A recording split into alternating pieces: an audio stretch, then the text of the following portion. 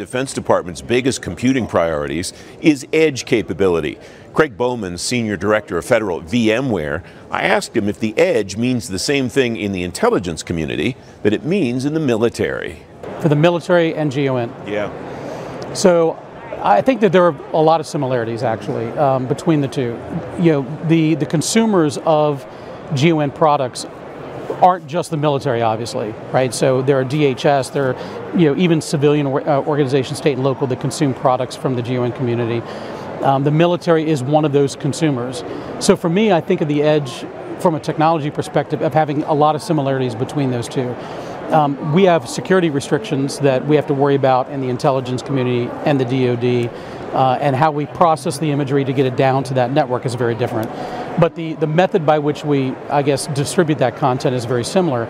I think what's going to be interesting in the future is to see how much of the processing we can do at the edge, and so that we don't have to go all the way back to home base before we then send that value back downstream. Yeah. So, I mean, that's what we're seeing a lot of the innovation happening is at our edge collection facilities, we're collecting the data, we're processing it more locally, and then we're getting the results back out to the edge without ever coming back to home base. And I think that is really exciting stuff. That's the reason that I asked the question, because anytime I go to a military conference or talk to somebody in uniform, that's the goal, that's the mature end state that they're trying to reach, is that the ship can send data to the plane and the plane can send data back to the ship without it having to come back to home somewhere.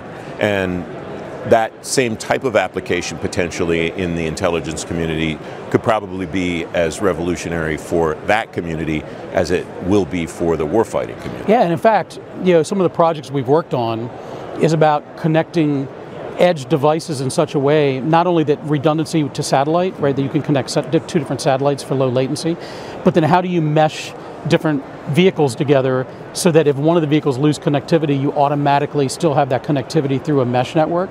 That opens the possibility that we can start sharing data between those assets. What else has to happen for that to happen? So some of it's difficult because there's infrastructure already in place. You can't just rip everything out and put all new in. So part of our challenge and my challenge is when I work with senior executives is to look at the footprint of what they have, look at where they're trying to go, and then picking the right pieces to help them insert today that's going to allow them to continue their mission but still work towards that end goal, because nobody's got the money to rip and replace everything. Yeah.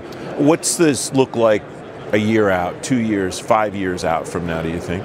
Yeah, so I think that there's some really significant projects that we're working on, at least within VMware, that I'm hopeful we'll have sort of a blueprint that others will adopt. Obviously at VMware we believe in virtualizing everything. We believe that there should be no dependency on hardware, ever. That hardware dependency limits our mission capability. And so that's why you see us extending our virtualization technology out to the outermost edge. The idea that we can put any capability in a virtual container. As we begin to move it back, make the determination if it needs to go all the way back home or if we can process it and send it forward. But we believe that the only way we're going to get that to happen is if we separate the hardware and the software dependencies so that you don't have to drop a box in every time you want to expand the network.